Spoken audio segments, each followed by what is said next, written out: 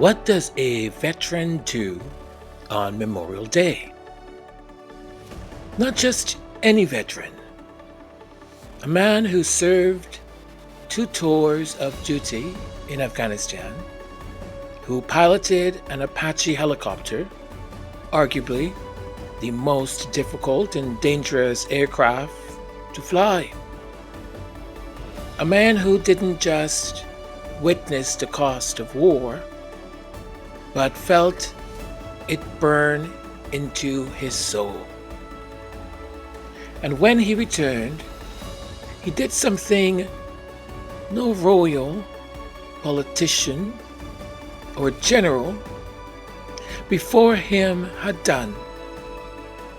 He created the Invictus Games, a sacred space for wounded soldiers to rise again in front of their families, in front of the world.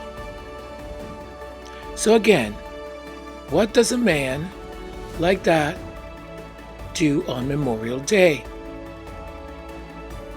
He shows up. He does good.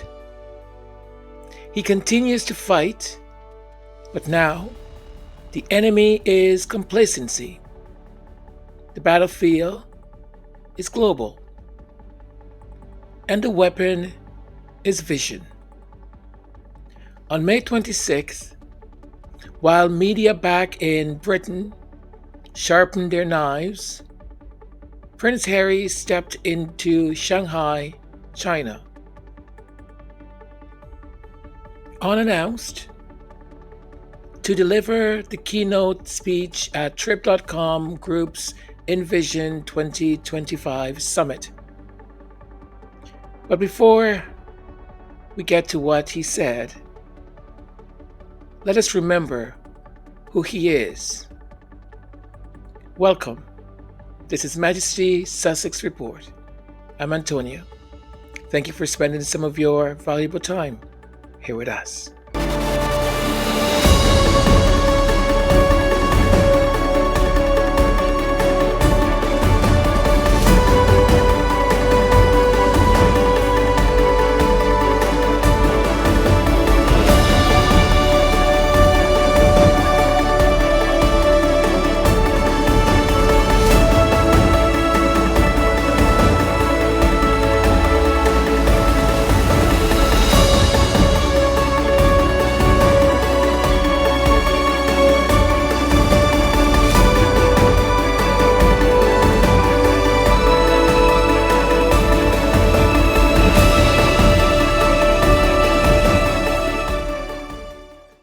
Prince Harry is not just a desk-bound royal who just hands out medals ever so often or wears medals that he did not earn. He is a soldier's soldier, decorated with medals he earned, respected, and also scarred, not just by war, but by betrayal, both familiar and institutional.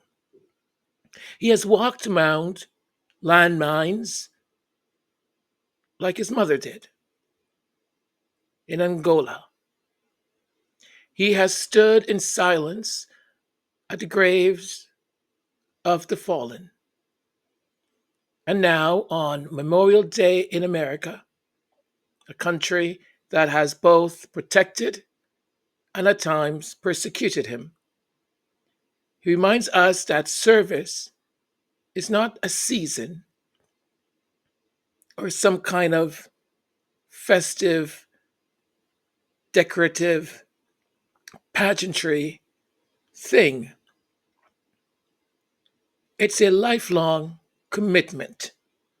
Once a soldier, always a soldier.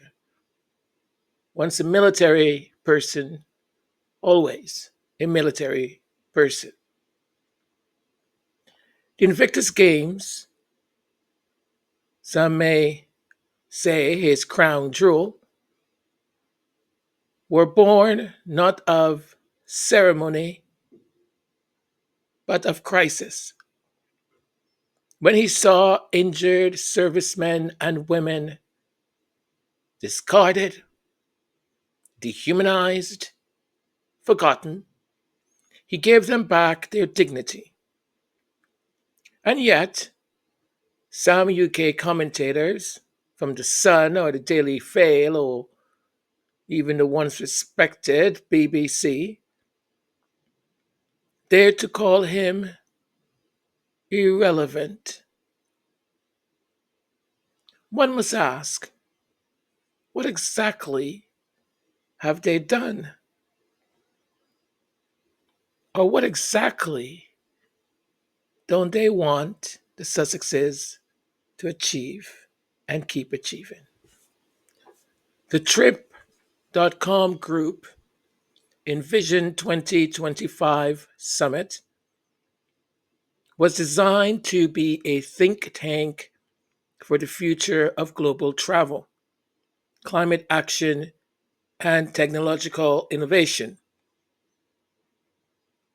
Major CEOs, government officials, experts in sustainability are all in attendance. But no one, except for a very few, expected to see the prince. There was no leaks, no paparazzi, no royal rota tipped off, just action. He definitely was not on his fourth or fifth vacation. Prince Harry appeared on stage with the quiet confidence of a man who no longer needs the crown to command a room. His keynote address echoed what the world needed to hear. 80% of tourism's value is tied to nature, and nature is worth more when our coral reefs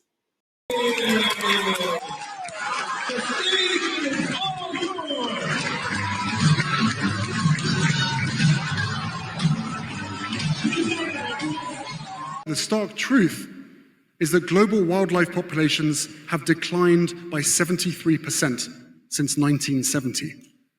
And with our coalition representing many of the world's biggest travel and tech companies, we are uniquely positioned to drive the change that we so desperately need. 80% of tourism's value is tied to nature. And nature is worth more when our coral reefs and forests thrive, when our rivers are unpolluted and our wildlife is alive and well in their natural habitats. And although we've achieved significant milestones in our first 5 years, the journey ahead remains challenging. And no single company can tackle these issues alone. And given the headwinds we face as a global community, we must work together to drive meaningful progress. Now is the moment for the industry to reaffirm its commitment to being a force for good. Challenges will undoubtedly rise. But if there's one thing that I've learned in my life, it's that meaningful change never comes easily. The true measure of our commitment is how we respond when the path becomes difficult. We must never give up.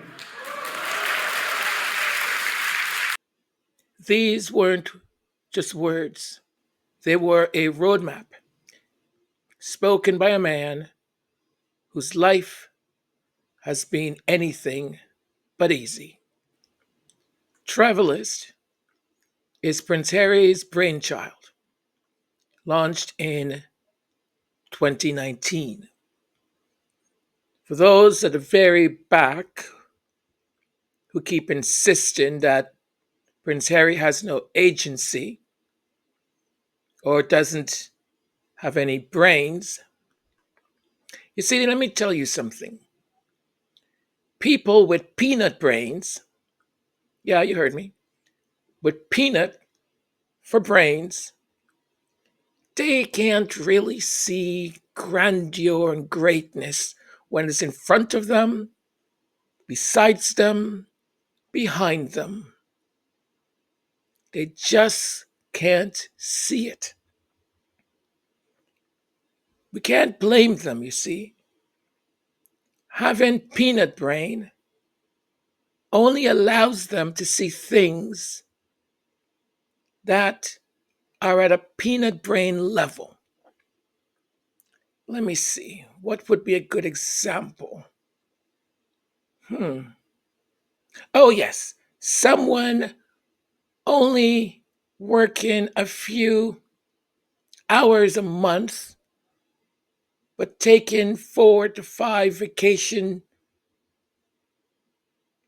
of for the year, collects in taxpayer money hundreds of millions of pounds,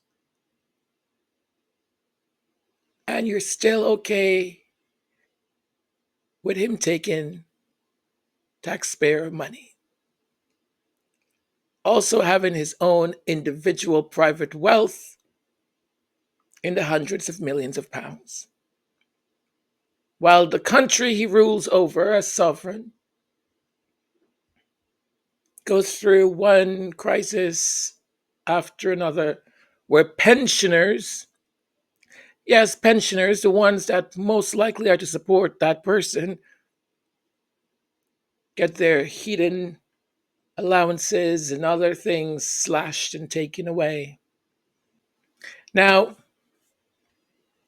Travalyst, it is a global nonprofit initiative that aims to transform travel into a force for good. Remember that motto? Show up, do good? Okay.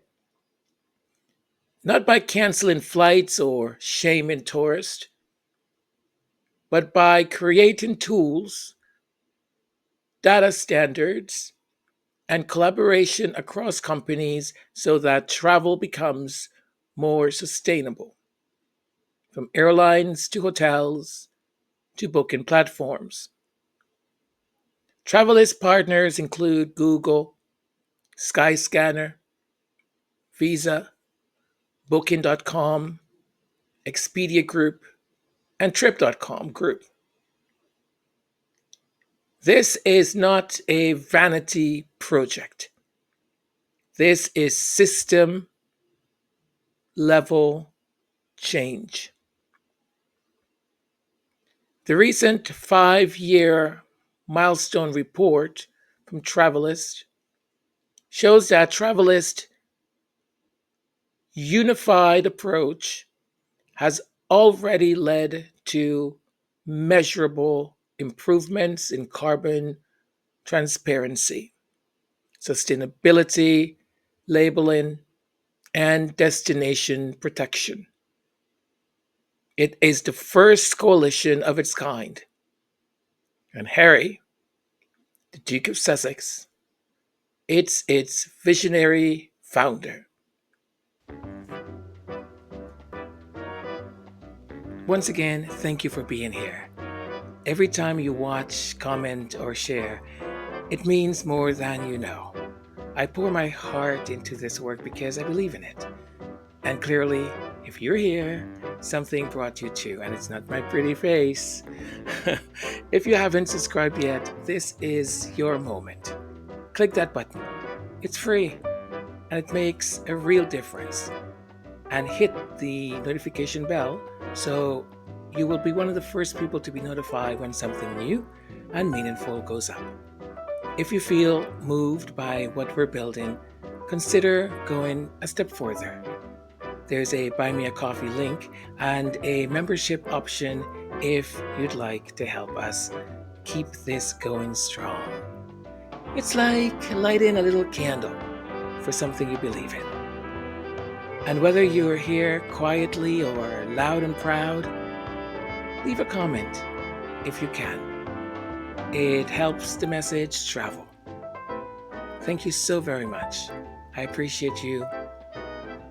Thank you.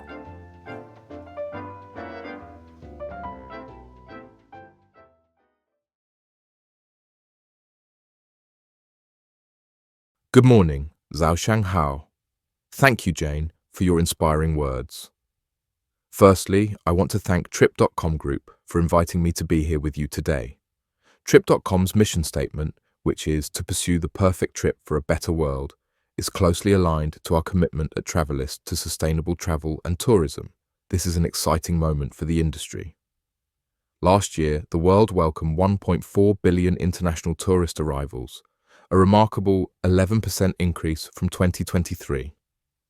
And this upward trend is expected to continue into 2025.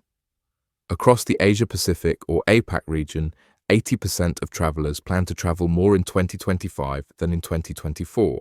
Bookings from the region have surged by 34% this year, with APAC poised to reclaim its position as the world's leading travel market.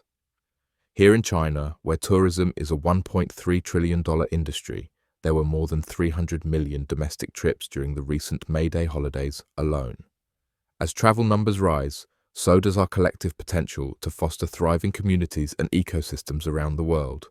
But to unlock this potential, we must equip travelers with the information they need to make meaningful choices.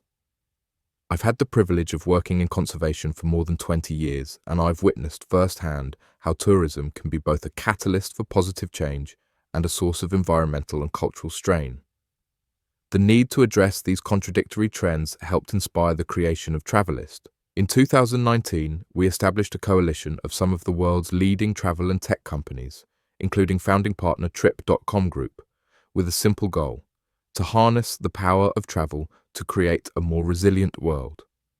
These companies recognized that sustainability is both a moral imperative and good business.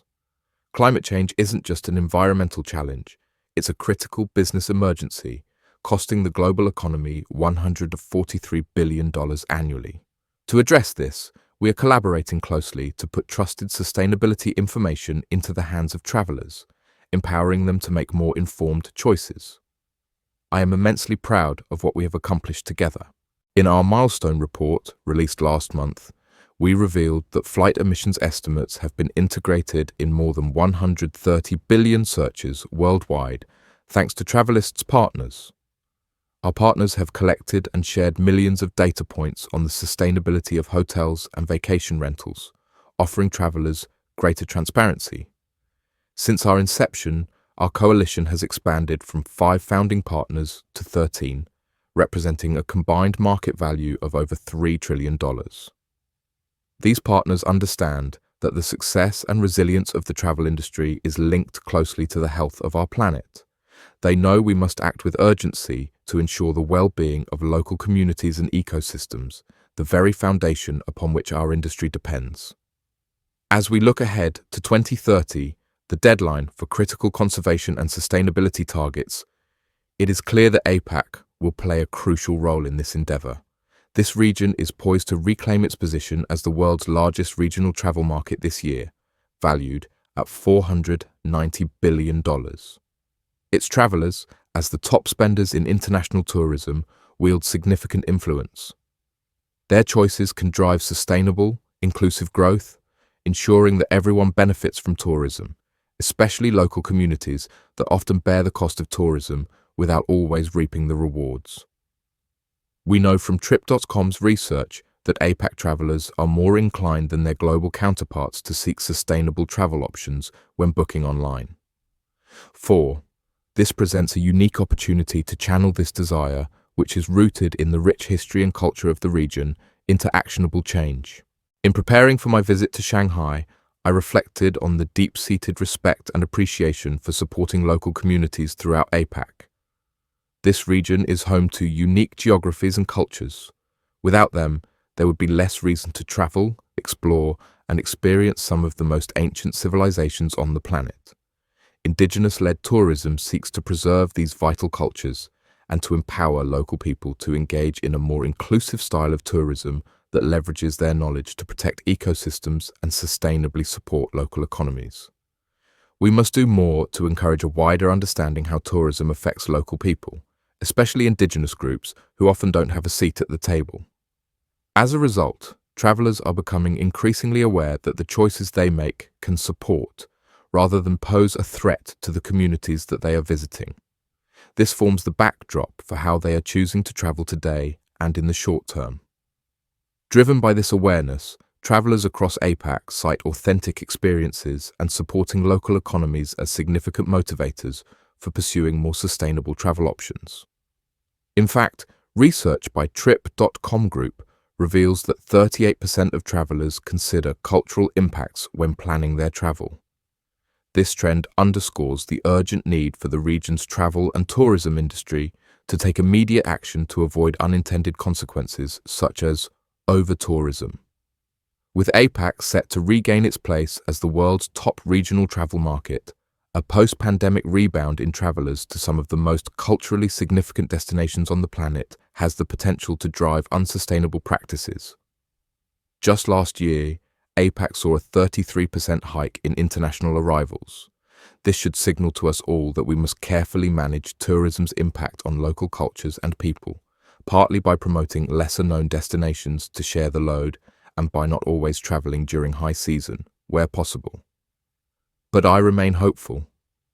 The behaviors and priorities of APAC travelers, particularly younger generations, look set to continue driving demand for a more thoughtful, meaningful, and inclusive way of approaching tourism. Our industry has a shared responsibility to protect local communities and to treat them like valued assets, because without them, there simply is no discovery and adventure. The stark truth is global wildlife populations have declined by 73% since 1970. At Travalyst, we are dedicated to supporting the industry in this critical effort. With our coalition representing many of the world's biggest travel and tech companies, we are uniquely positioned to drive the change we need. 80% of tourism's value is tied to nature. And nature is worth more when our coral reefs and forestries thrive, our rivers remain unpolluted, and our wildlife is alive and well in their natural habitats. Our collective survival depends on it. Although we've achieved significant milestones in our first 5 years, the journey ahead remains challenging. No single company can tackle these issues alone. Given the headwinds we face as a global community, we must work together to drive meaningful progress. Now is the moment for the industry to reaffirm its commitment to being a force for good. Challenges will undoubtedly rise. But if there's one thing I've learned in my life, it's that meaningful change never comes easily. The true measure of our commitment is how we respond when the path becomes difficult. We must never give up. At Travalyst, we've expanded our reach, providing travelers with the information they care about. This work is vital, and we must continue to stay the course. We must build a more resilient industry that protects and preserves the natural wealth and communities upon which we all rely. For those of you who have not yet partnered with Travalyst, I invite you to join us in this endeavor. Thank you. Trip.com Group, one of the largest online travel services in the world, hosted Envision 2025 as a platform to shape what travel should look like for the next decade. Smarter, greener, more inclusive. CEO Jane Sun said it best. Sustainable travel is not just a trend, it's a responsibility. We must preserve our planet, culture, and heritage for future generations. Having Prince Harry speak at this summit, on Memorial Day no less, is more than symbolic. It is strategic. It places the Duke of Sussex at the center of global conversations on climate, travel, and innovation. He also hosted a private roundtable session with global executives, further cementing his role not as a celebrity mascot, but as a policymaker and movement builder.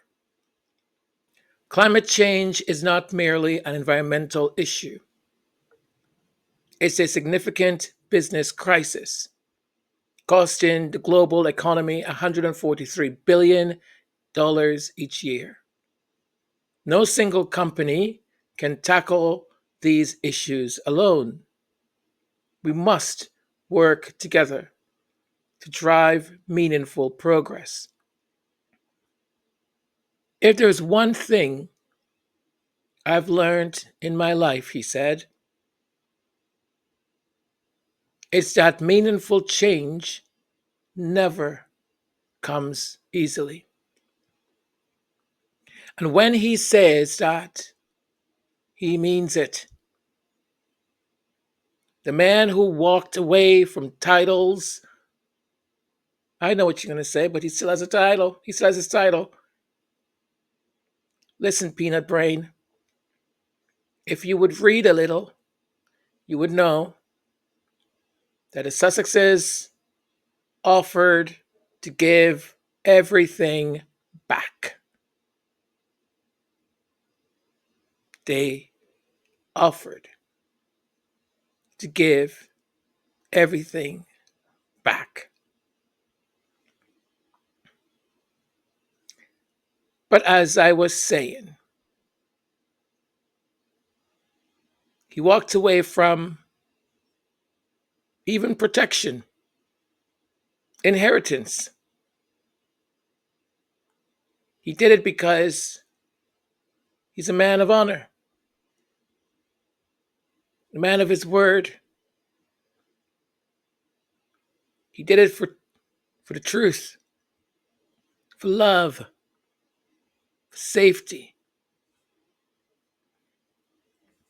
He did it so his children may not have a similar faith that was planned for him. He did it for his wife because he surely did not want to see what they had planned for her, knowing already what they were doing to her. He's now building something far more lasting than tradition. What he's building is impact. Impact that will affect each and every one of us. Impact that is for the good of each and every one of us. Show up. Do good. And of course, back in Britain, the knives were already out. The Sun published a piece mocking the Sussexes. Once again, according to them, the Sussexes are rebranding. What is this, like the 100th or the 1000th time that they're rebranded? You know, you folks really need to expand your vocabulary. They also falsely claimed that they had set up some kind of new royal court in Montecito.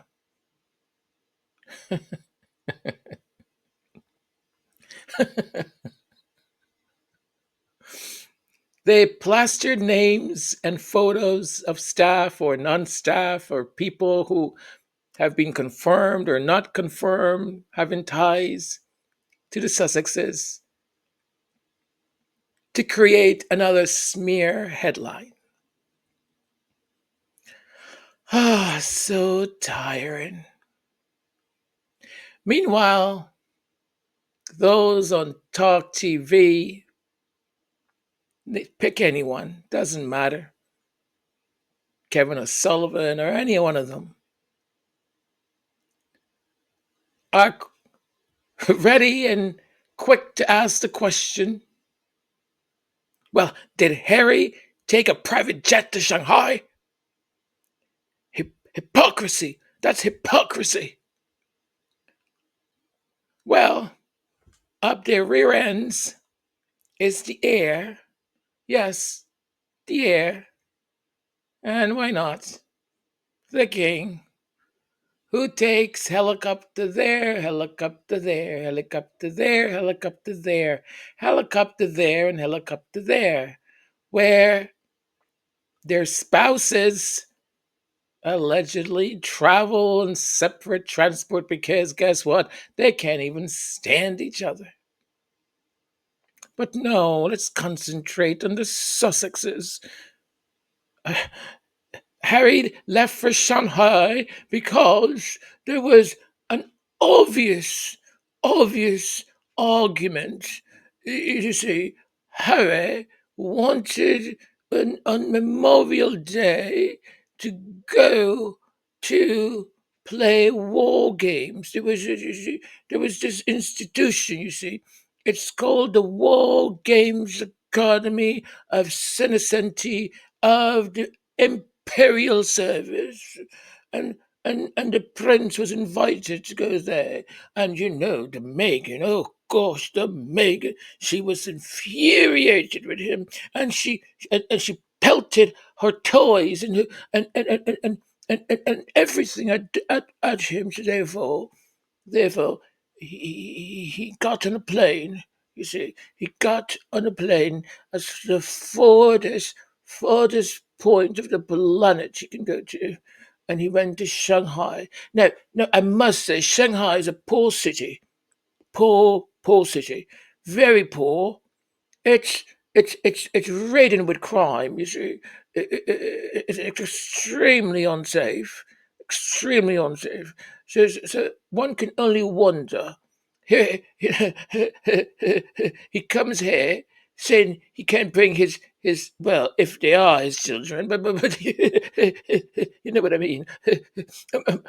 He can't bring them here, and he can't be because he doesn't feel safe. He does not feel safe. Is he mad? Is he absolutely mad?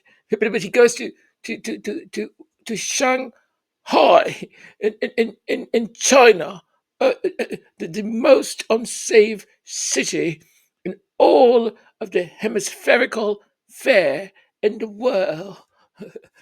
I am, I yes. Anything else you would like me to say?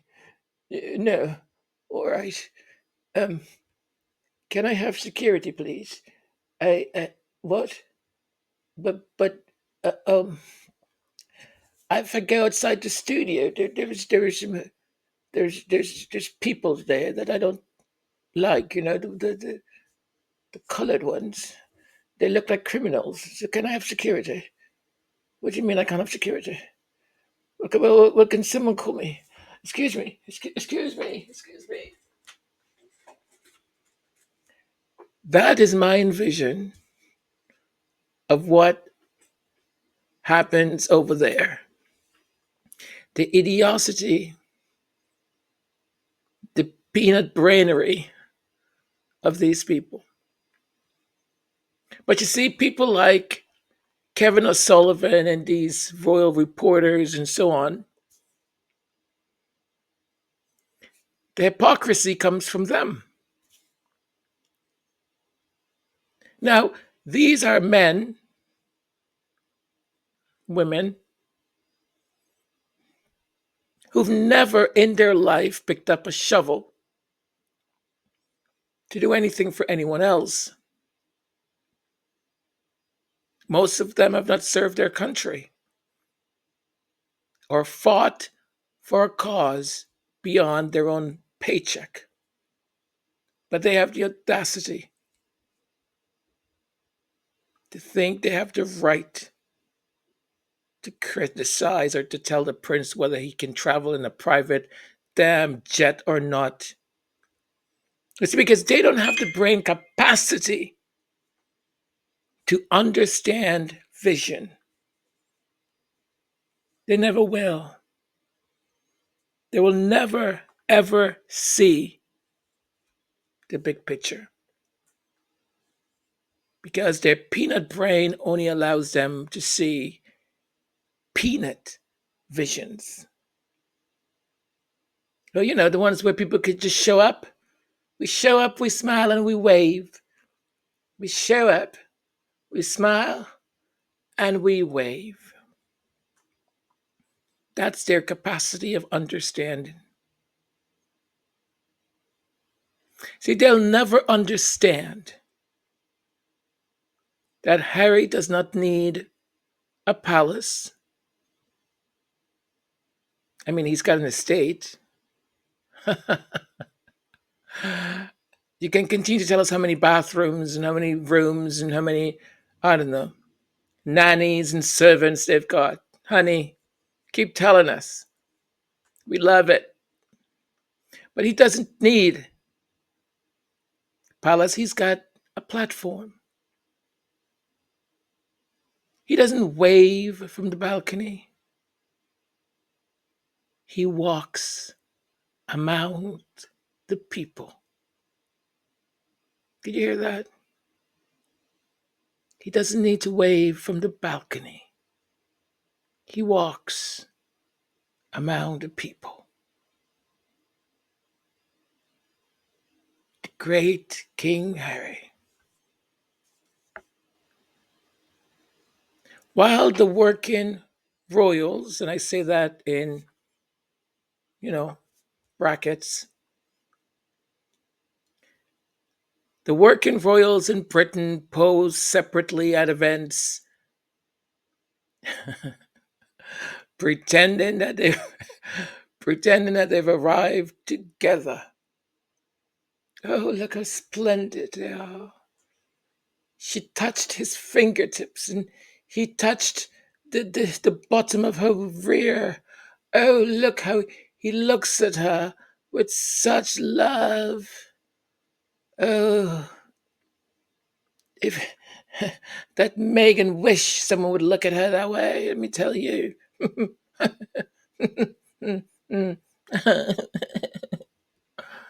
Oh boy. They're still pretending to be united. Those two. Now, Harry and Meghan are out in the world doing the actual work. From Nigeria to Colombia to now China. This is not a soft power tour or any of that nonsense.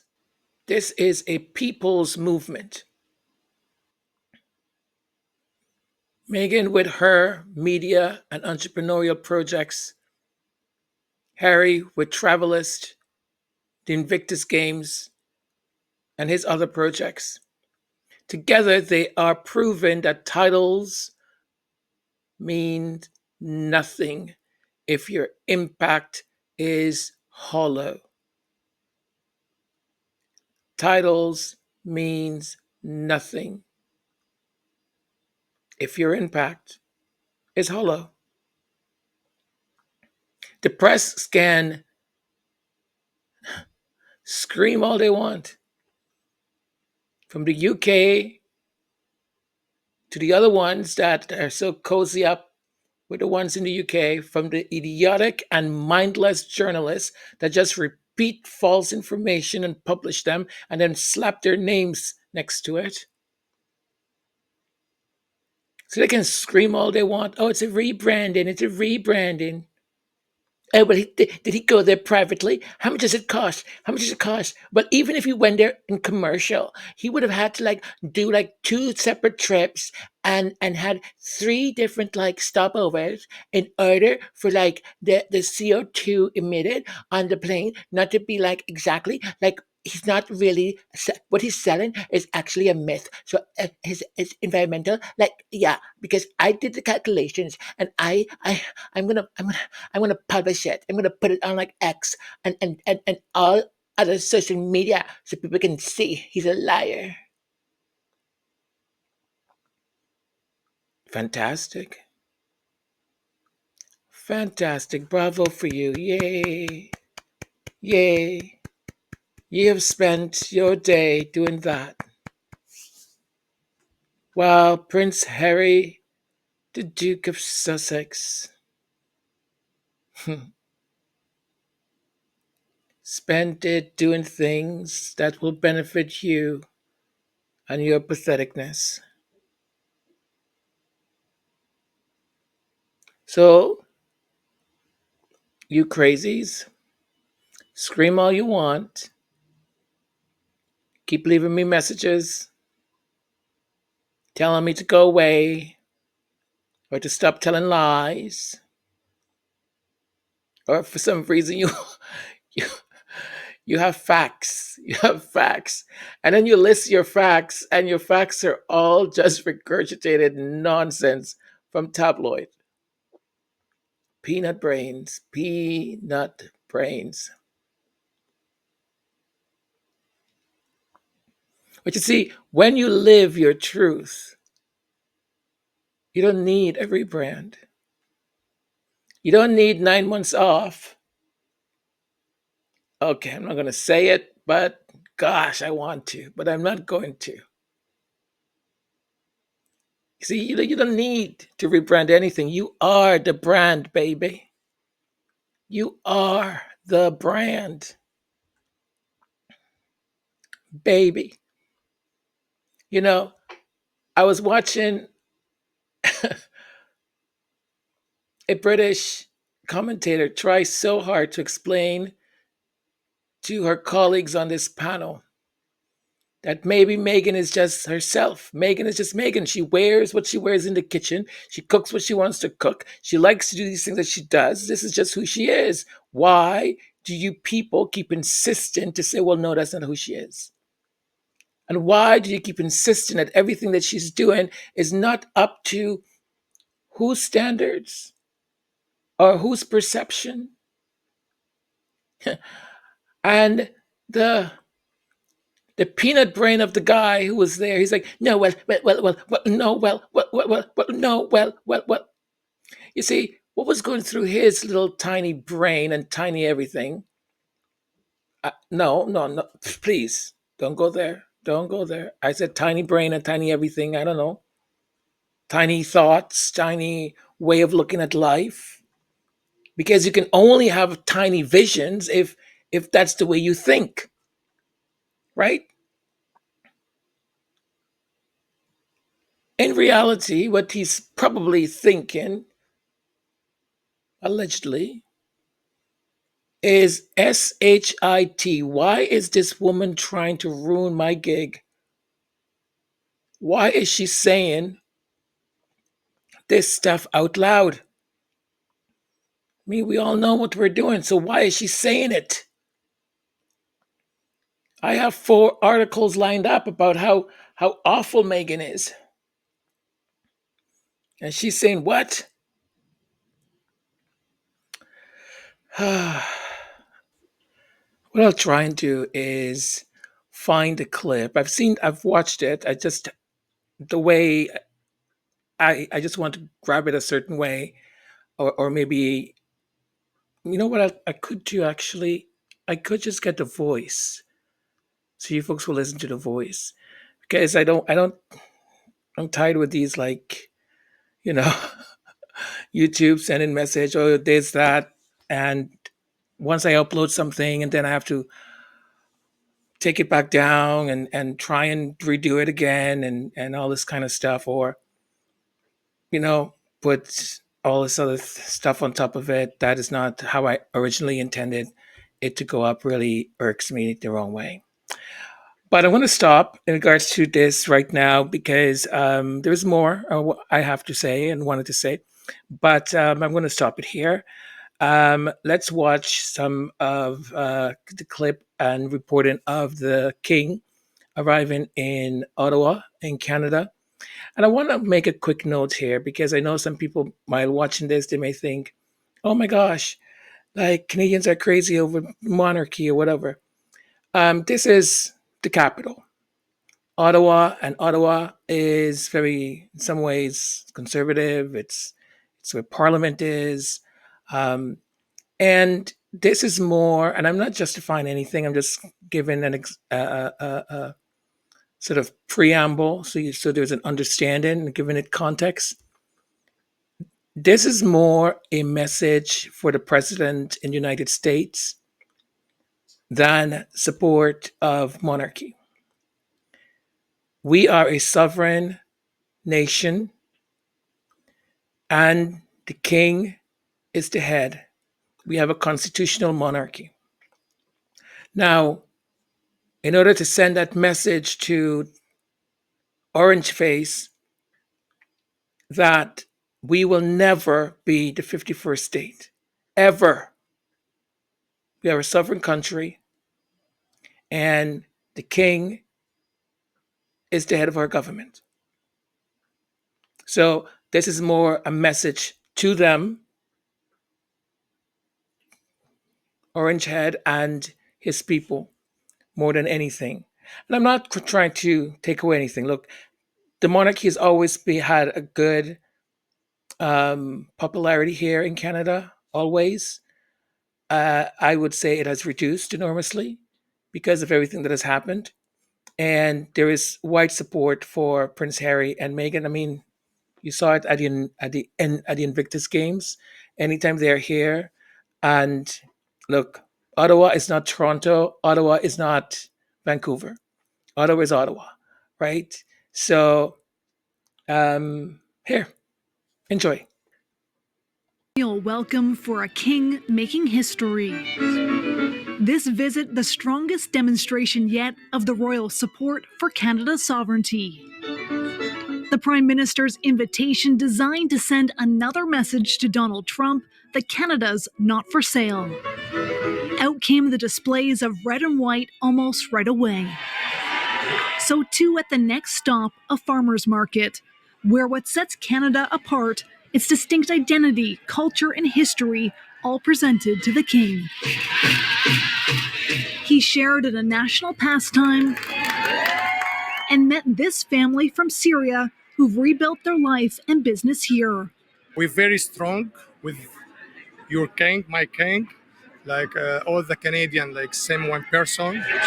Canadians waited hours to get as close as they could. I only got a glimpse of them, but I'm still so happy to be here. Just to see it in person so close, it's like a dream. Part of that dream, sending a strong message south. We're never going to be part of the United States, so I hope that when Trump sees this, he have a more strong determination to drop this idea. Do you think Trump will listen to the message being sent today? Will it cut through? I don't think he'll listen, which is unfortunate, but I hope that it tells him and it shows him that United Kingdom isn't just America's special relationship, but Canada's special relationship as well. The king stopping briefly to meet those who served this country in decades past. There's nothing more you can say except I'm proud. I'm proud to be a Canadian. The Prime Minister next to pass by, keeping his message short. So it's a good day for Canada. It's not raining. It's not raining, the sun is shining, the future is bright, the land is strong. At Rideau Hall, the royals tending to that land. A new blue beech tree planted, a symbol of steadfastness. The main event of this trip is tomorrow. The king will read the speech from the throne here just nearby at the Senate. And it's the first time it's being delivered by a monarch in nearly 50 years. That's fantastic. So obviously we're talking about a historic moment, one that carries weight. It does. And this is a chance for the government to have the king read out their words, lay out their priorities, as well as their vision for Canada. And that is a powerful act. And it's one that they hope that Trump will listen to. President Trump admires and respects the king and the royals. And since he hasn't made one of his 51st state threats since Carney's visit to the White House, but that doesn't necessarily mean that anything has changed. Anything could happen. Ashley Burke, it's always great to see you in person. Fantastic. Thank you.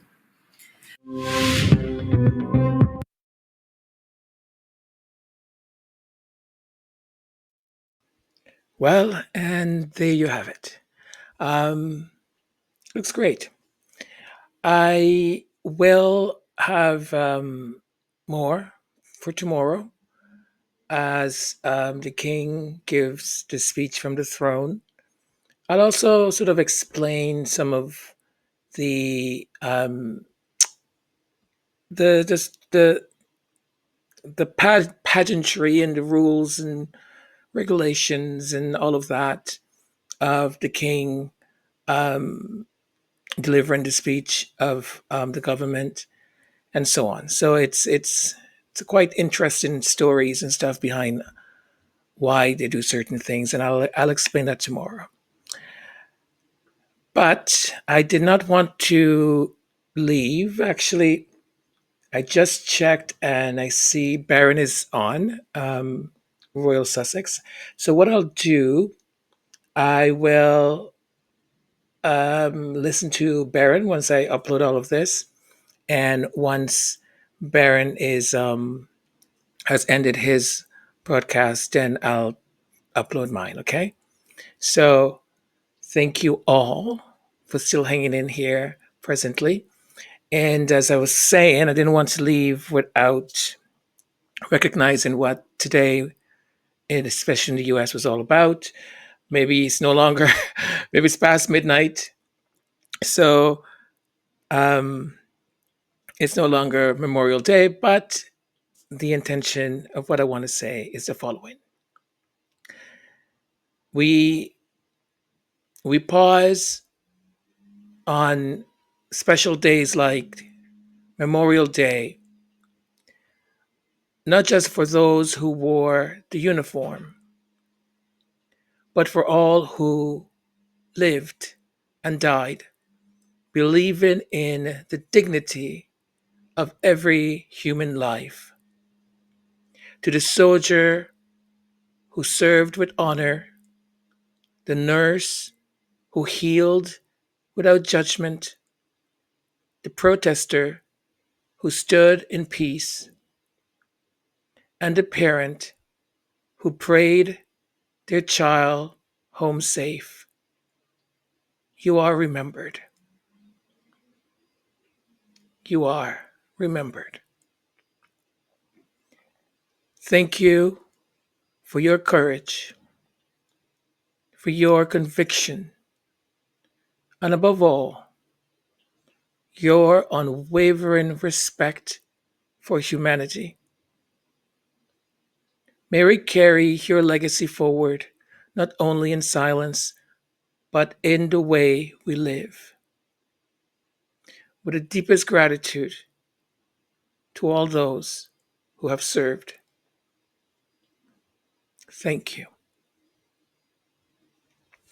To all of you, with all my love and much respect, thank you for your continued support of this channel.